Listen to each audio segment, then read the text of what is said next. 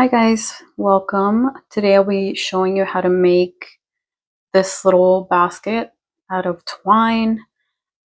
I'm using these for the tulip coasters that I'm making, so I have a tutorial specifically for this, and I'll also be creating a pattern for both of these together, and I'll let you know when that's up on my Etsy. But this works super well for this coaster. It just fits right in here. Really cute. Really good for markets if you're doing that. So I don't know why I took this out. So that's the goal for today. I have some twine here in this little container that I got, which has been really helpful for this. So you're gonna start off, for this project, I'm also using a size F hook. So 3.75 millimeter. And this honestly has been the hook I've been using for most of my things. So I just keep working everything with this one. So you're going to do a slip knot, and then into the slip knot you'll just chain one. Start off. So pull up a loop, chain one, and then I'll be doing 6 single crochets into this loop. 2, 3, 4, 5. So that's 1, 2, 3, 4, 5. One more. 6, and then you'll just pull this end of the string. So you have the magic ring. Pull this tight, and then you'll be slip stitching into that very first chain. It's this one right here. And this is what you should be left with. Okay. And then for the next row, you'll be chaining one. And just letting you know that working with twine is a little bit more difficult than with regular yarn. But I really like the look of it, so that's why I'm doing it. You can use a regular brown yarn if you want. So I'm going to do an increase into every stitch. So I'm doing 2 into this one, and then 2,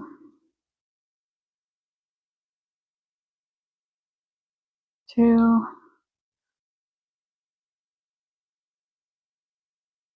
1, 2, and this will be our row 2. We'll be doing a total of 3 rows. Okay. And also wanted to mention with this twine, like you're going to see little specks of the twine fall off. That's normal, and it won't affect the project.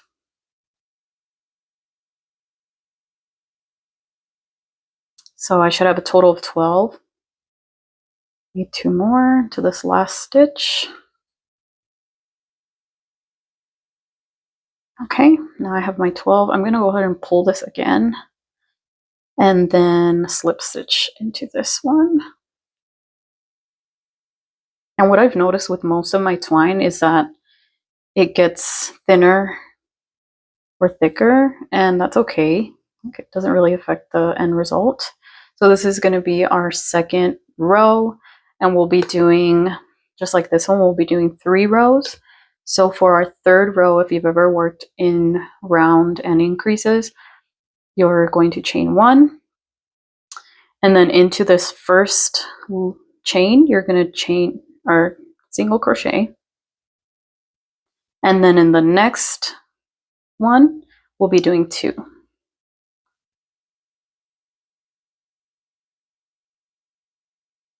2, and then in the next one, we'll be doing 1, and just like that, we'll be alternating 2 stitches and 1 stitch to do a slight increase.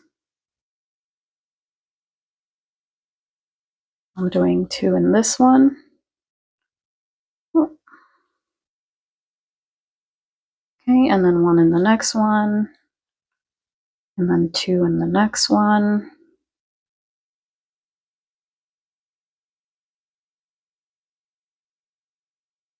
Sometimes this is harder than it looks. Okay, so I'm gonna just keep going, doing the same thing. I did 2 in this one, I'll be doing 1 and then 2 and then 1 until I finish the end of the row, and I'll meet you here once I'm done. Okay, and now I'm back to the beginning of the row. So just like the last row, I'm gonna go ahead and slip stitch into that first stitch. And this will be completing our 3rd row. So now we're going to be working our way up to make the basket here. And the way we're going to do that, we're going to chain 1. And in order for this basket to go upwards now, we're just going to be working into the back loops. So make sure your the cord that you pulled at the very beginning is in the center, because you don't want that to be on the outside. And you can pull it tight, and then you'll be working into this back loop here. And we won't be doing increases in this row, so we'll just be working single crochets into every one of these back loops. Okay. And honestly, this is such a simple project, but it adds, I feel like the twine adds so much. Like, it looks like a little wicker basket, and I really like the look that it gives the coaster. So if you've ever, or if you've never worked with twine, it's not too different from yarn. It is a little rougher, but I really like it. Okay. So working into these back loops, and as you can see, it's already automatically like bringing this up. And once we do the slip stitch into that very first one again, you'll be able to see the basket.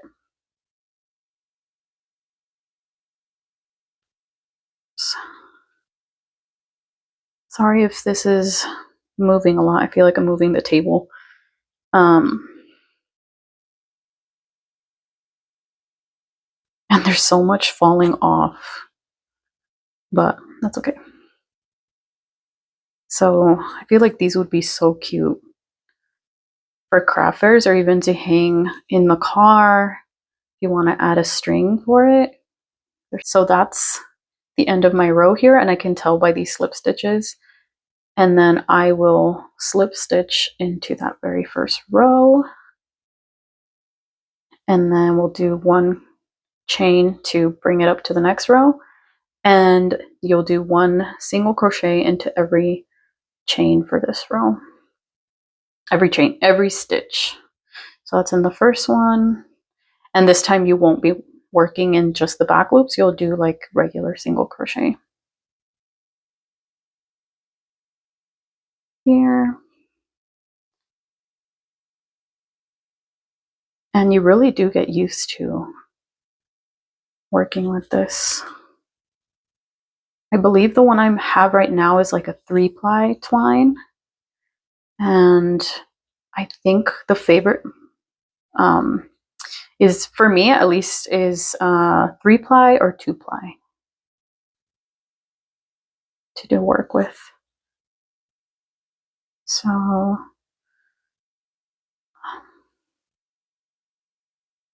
I don't know why sometimes it gets stuck, but there's that. And this is such an easy way to make a basket without, and making it look more like realistic, I guess. But oh, also, I just wanted to mention with this twine, sometimes there's like this extra part of it. I just pull it out like this. I don't know why, but I'll just pull it out so that it doesn't affect my work.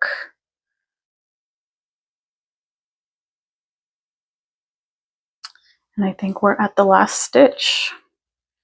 So again, we're going to slip stitch into that first stitch, And you can definitely tell where the back of this basket is.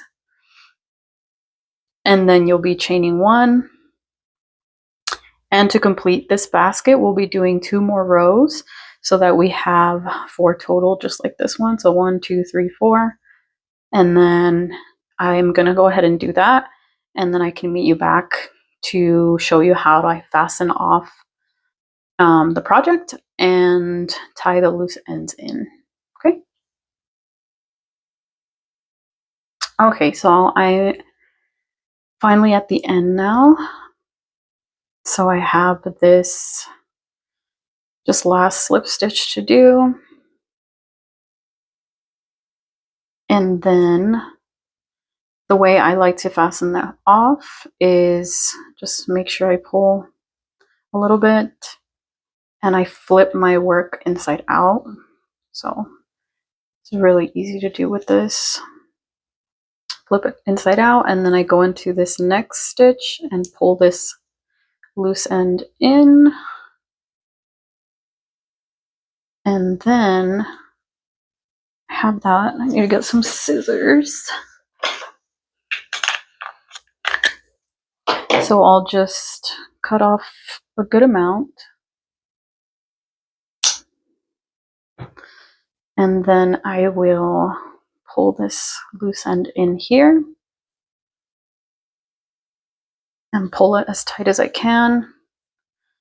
And then I will weave, and pull this other end too. And then I will weave down to the other end